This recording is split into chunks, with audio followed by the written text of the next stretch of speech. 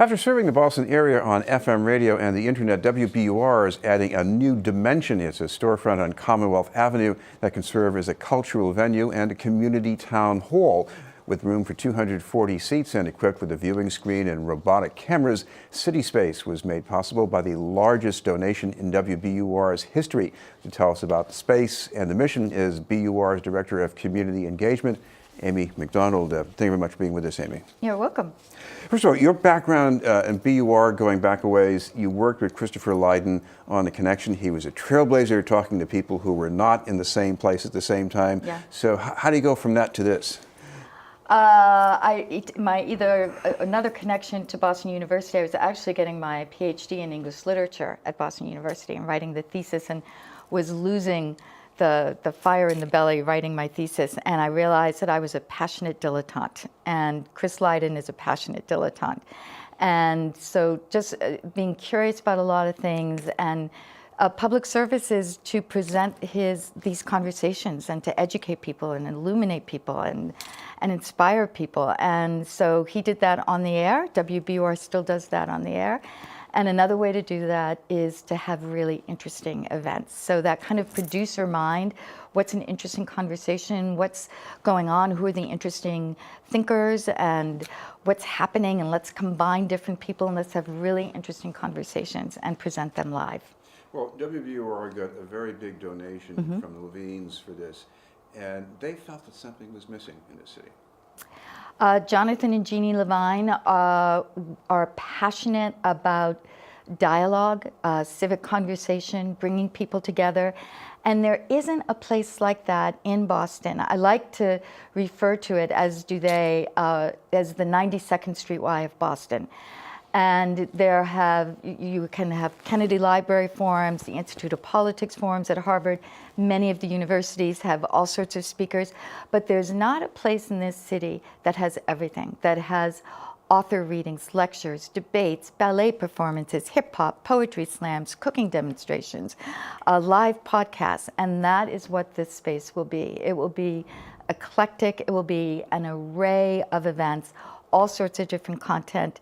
And content drives the audience, and we want to reach out to all kinds of different communities and invite them into this space and learn and be inspired. And we also hope to bring a lot of difficult conversations to this space. Well, one of the difficult conversations coming up in your calendar is about guns, isn't it?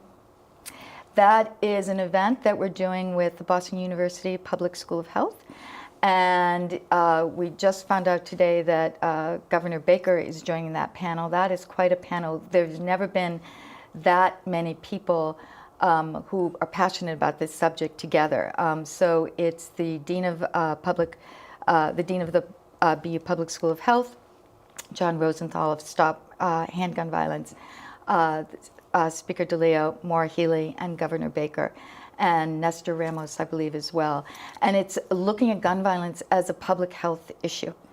And that's the main focus of the conversation. Another important issue coming up is climate change. You got a whole series on that, looking at different aspects of it. We do, and this is another example of there's such rich content in this city already. There are so many interesting organizations and thinkers, and they approached us, BU Questrom Business School and Harvard Business School, last June, knowing that CitySpace was coming up, and they wanted to do a 5-part series with businesses facing the challenges of climate changing their practices, changing their profit models, tackling transportation, tackling food.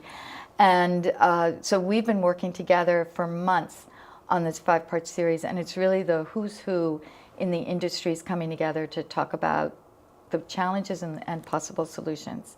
Well, I know you can just record events like these, play them on the radio, or you can even use videotape and put them on YouTube. But what about the chemistry in the room where these people are getting together? Isn't there something different that goes on too?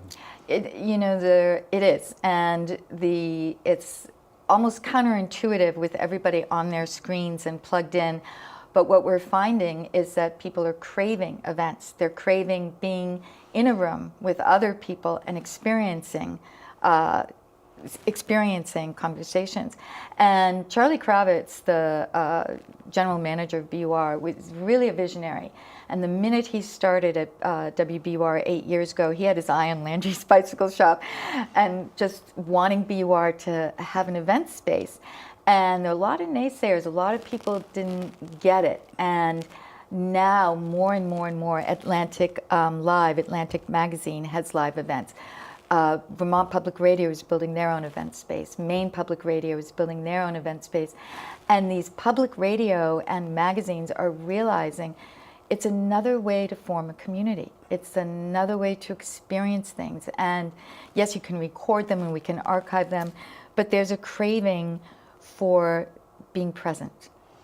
What about the effect on staff people there? Because I know you get reporters, they work in the community, so I mean, they know the town. Yeah. But when you get the town coming to your place, doesn't that change things too? They're loving it. And thank God I've got these reporters because I'm programming it and it's a lot for one person. And so, for example, just a couple of weeks ago, before CitySpace is open to the public, we had a reception for the staff, and we had about a dozen reporters get up on the stage and pitch to their colleagues what they're doing. So we have Carrie Goldberg, who's our science host of Common Health, and she is doing a series called Boston Brilliance, and she's booking really cutting-edge thinkers in the medical community and in the innovation community, and we're having conversations. Shira Springer, who is our sports and society reporter, is having a conversation with Des Linden a couple weeks before the marathon, last year's marathon winner. We're planning a series in the fall on concussions. And this is all coming from her and her passion.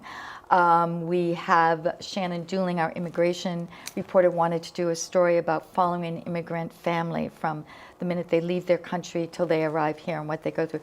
So these are our reporters, actually, who are passionate about telling their stories in a different way.